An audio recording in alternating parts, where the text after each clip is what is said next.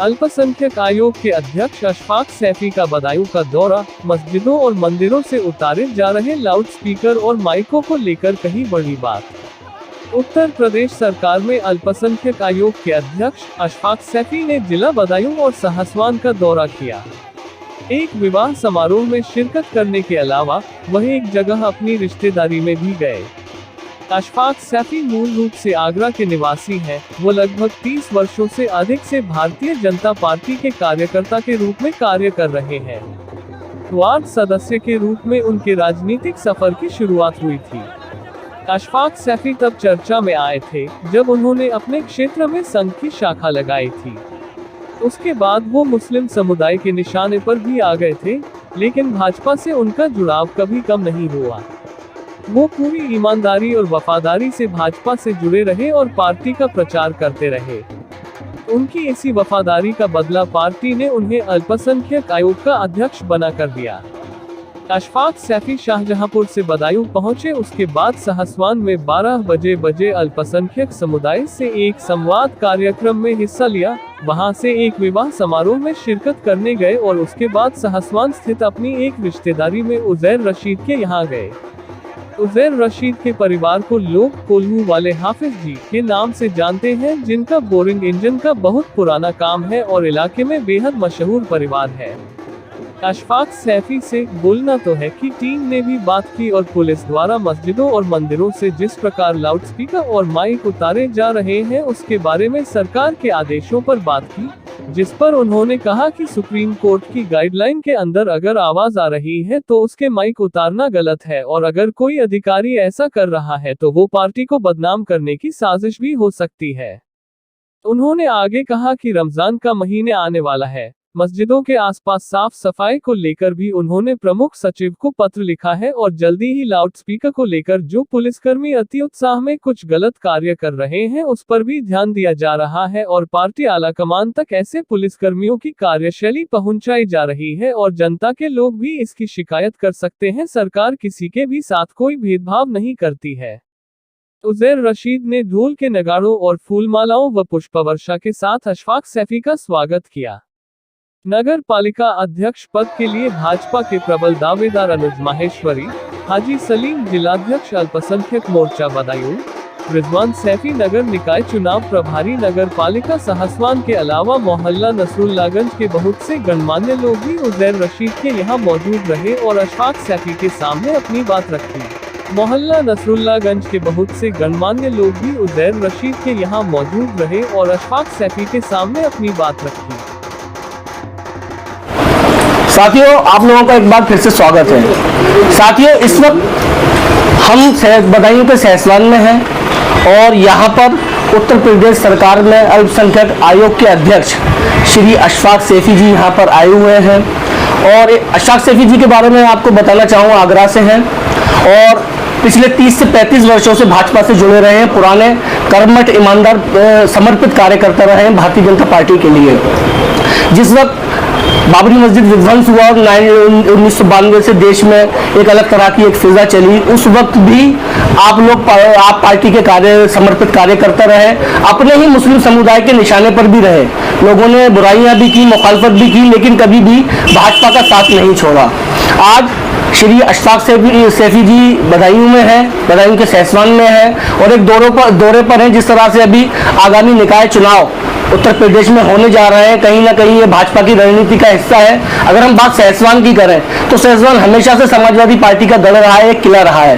भाजपा ने बहुत कोशिश की लेकिन कभी भी इस किले को ढा नहीं पाई। यहाँ तक कि जब भाजपा की लहर आई तब भी यहाँ से 6 सीटों में से 5 सीटें भाजपा ने जीती और 1 सीट समाजवादी पार्टी उस वक्त भी निकाल कर ले गई। सहसवान के लोगों ने तब भी भारतीय जनता पार्टी को यहाँ पे प्रवेश नहीं करने दिया। आज अशफाक सैफी जी साथ हैं, उनसे हम बात करेंगे, चर्चा करेंगे कि आप क्या रणनीति है। मुझे ऐसा लगता है कि सहसवान हमेशा नजर में रहता है। मेरे बराबर में श्री अनुज माहेश्वरी बैठे हैं, निकाय चुनाव में चेयरमैन पद के प्रत्याशी हैं, मजबूत दावेदार हैं भाजपा के लिए।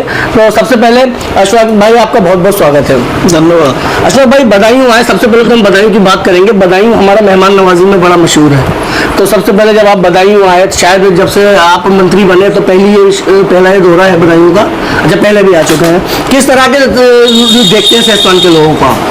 देखिए, सहसवान मेरे बचपन में सहसवान की गलियों में मैं खेला हूँ। यहाँ मेरा परिवार और रिश्तेदारी है और इसलिए सहसवान से मुझे बहुत विशेष लगाव रहा है। और सहसवान यहाँ हमारे सूफी संतों का शहर है। यहाँ पर तमाम मज़ारें हैं, दरगाहें हैं, तो एक तरीके से सहसवान में जब आते हैं तो एक अपनेपन का एहसास होता है। यहाँ के लोग बहुत मोहब्बत देते हैं और इसीलिए सहसवान से मेरा अपना व्यक्तिगत जुड़ाव भी है। अशोक भाई, आपने सूफी संतों की बात की या दरगाहें मज़ारें हैं, अगर हम भारत देश की बात करें तो we are the country, we are famous in the world for spirituality, अध्यात्म के लिए हम लोग मशहूर हैं। मैंने एक आर्टिकल भी लिखा था कि बिना अजान और बिना आरती का आध्यात्मिक भारत कैसे हो सकता है, क्योंकि अगर हम बात करें पूरी दुनिया की बहुत बहुत खूबसूरत मुल्क है, इटली है, स्विट्जरलैंड है, लंदन है। इटली का नाम इसलिए भी लिया क्योंकि भारतीय जनता पार्टी को थोड़ा सूट भी करता है। तो आज मैं आपको बताऊं कि इतने बड़े बड़े खूबसूरत देशों से लोग भारत आते हैं, तो जाहिर सी बात है वो भारत का वो अध्यात्म देखने आते हैं, हरिद्वार जाते हैं, अजमेर जाते हैं, साउथ के मंदिरों में दर्शन करने जाते हैं। कहीं ना कहीं हमारी जो आत्मा है वो अध्यात्म है, स्पिरिचुअलिटी है। आज जिस तरह से प्रदेश में माइक उतारे जा रहे हैं, मस्जिदों में से अजानें नहीं दी जा रही, आरतियां नहीं होने दे रही, पुलिस आती है ले जाती है, कभी कभी लोगों को धमकाती है, मुकदमे की धमकी देकर ले जाते हैं। तो जब हम अध्यात्म अपना भूल जाएंगे तो हम फिर स्पिरिचुअल इंडिया कैसे कहलाए जाएंगे? देखिए, मैं आपको बताऊं, ये देश हमारा संविधान से चलेगा और इसमें माननीय सर्वोच्च न्यायालय ने एक दिशा निर्देश, एक गाइडलाइन जारी की थी कि जितने भी लाउड स्पीकर लगे हुए हैं जिनके पास अनुमति नहीं है और बहुत तेज आवाज़ में बजते हैं, उस तेज आवाज़ के कारण क्या होता है, जो हमारे बच्चे हैं वो पढ़ नहीं पाते हैं। कहीं ना कहीं कोई हार्ट का पेशेंट है, उसको परेशानी होती है। तो एक सुप्रीम कोर्ट ने एक गाइडलाइन तय की है कि जो मानक तय किए हैं कि भाई इतनी आवाज़ उसकी रहनी चाहिए, ये उसका एक माइक लगना चाहिए। जो भी गाइडलाइन है उस गाइडलाइन के, जो हमारी सरकार ने फिर उसमें गाइडलाइन जारी की है कि वो उसी जो गाइडलाइन का पालन मस्जिद और आपके मंदिर और लोग कर रहे हैं वो उनको ना उतारा जाए। जी, सुनने में आपकी बात जो कही है आपने, उस मेरे पास भी कई शिकायतें आई जिसमें मैंने माननीय अपने हमारे जो चीफ सेक्रेटरी उत्तर प्रदेश हैं और सभी जिले के अधिकारी और सभी वरिष्ठ पुलिस अधीक्षक और जो भी संबंधित विभाग हैं, वहाँ हमने रमज़ान का पवित्र माह शुरू हो रहा है, मुस्लिम समाज इसमें रोजे रखता है और नौ दुर्गे के त्यौहार भी शुरू हो रहे हैं जिसमें हिंदू समाज भी व्रत रखता है। जी, दोनों त्यौहार इबादत के हैं और दोनों साथ चल रहे हैं। इसमें हमने ये चीफ सेक्रेटरी से मांग की है कि मस्जिद के आसपास गंदगी ना रहे, तो वहाँ अंधेरा हो तो वहाँ सोडियम लाइट ख़राब पड़ी है उसको ठीक किया जाए, पानी की सप्लाई वहाँ सुचारू रूप से रहनी चाहिए।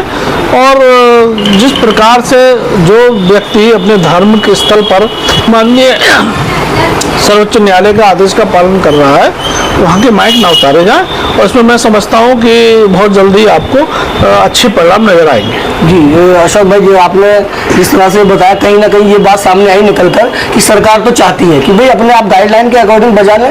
अगर पुलिस कहीं पर इस तरह से कर देती है तो उसकी बात भी रखनी चाहिए। जो लोग, जो पुलिसकर्मी या जो भी कर्मचारी इस काम को कर रहे हैं वो अति उत्साह में कर रहे हैं जी, और वो कहीं ना कहीं सरकार को बदनाम करने की उनकी साजिश भी हो सकती है। तो इसलिए सरकार के संज्ञान में हमने विषय लाए हैं और मुझे लगता है कि हमको ज़्यादा जल्दबाजी नहीं करनी चाहिए और जो होगा इसमें बहुत अच्छा होगा। ठीक है। ये थे मेरे साथ श्री अशफाक सैफी जी और हमने बात की जो लोगों की जो प्राइम कंसर्न है इस वक्त, वो अजान को लेकर है, आरतियों को लेकर है कि लाउड स्पीकर उतार दिए गए क्योंकि रमज़ान शुरू होने वाले हैं 2 महीने बाद। जैसे कि अशफाक भाई ने बताया कि निचोड़ तो यही है कि सरकार नहीं चाहती इस तरह से। सरकार चाहती है कि आप गाइडलाइन का पालन करते हुए अपने लाउड स्पीकर लगा सकते हैं। बस अब इसमें अगर कोई इस तरह के पुलिस अधिकारी कोई अगर आक्राईपन करते हैं, आपको बुरी तरह से आपको डराते हैं, धमकाते हैं, तो देखिए सरकार आपके लिए बैठी हुई है। मैं तो दर्शकों से कहना चाहूँगा कि आप उनकी किसी धमकी में ना आए और जो कुछ गाइडलाइन के तहत है वो करें, जिससे आप सरकार के भी दोषी ना हो, कानून का भी आपसे उल्लंघन ना हो और आप इस चीज़ को कर सकते हैं। रमजान शुरू हो रहे हैं। तो ये थे मेरे साथ अशफाक सैफी जी। बहुत बहुत शुक्रिया अशफाक भाई।